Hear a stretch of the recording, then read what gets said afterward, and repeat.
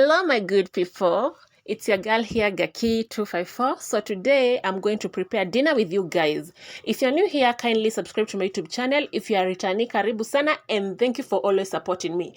I always appreciate a lot. So today I'm going to prepare chicken. I'm going to marinate it first. We give it time, then we fry it. I want a wet fried chicken, yeah.